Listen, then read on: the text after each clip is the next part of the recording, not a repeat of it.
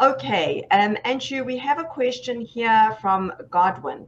Godwin is saying, I received an email from the US Embassy giving me a list of documents that I should bring with me on the day of the interview. I don't have two items yet from the list: the original updated job offer from the employer and the employment contract from the employer. I think these are the same. Those are the exact words. I'm not sure if the employment letter would suffice for both.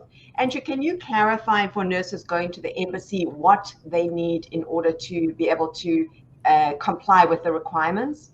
Sure. So when you went through the NVC process, you had to have submitted documentation that the NVC requires in order to allow you to be documentarily qualified. Those documents will now, in their original form, you should carry those with you to the embassy. So those documents include like your passport, your marriage certificate, birth certificate. Police clearances if you have any, an offer letter. You'll also need to get a medical exam. So those are the kinds of documents that you'll need to take with you to the embassy. And if in Godwin's situation, I think you should try to get the contract and try to get the letter. If you don't feel like you can get the originals in time, then at least ask for a scanned copy from your sponsors so that at least you have something in hand.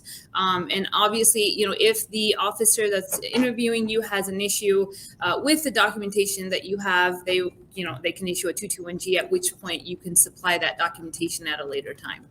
Okay, so thank you for that, Anshu. So Godwin, best wishes for the consulate interview. I'm not sure if you are a Kinetics nurse or not, but if you are, Kinetics will be working with the employer and the lawyers to make sure that you have the correct documentation.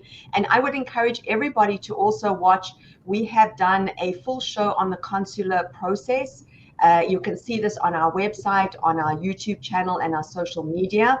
And there is also a list of documents you can download in the handbook, the guidebook, on what documents you need to take to the consular interview.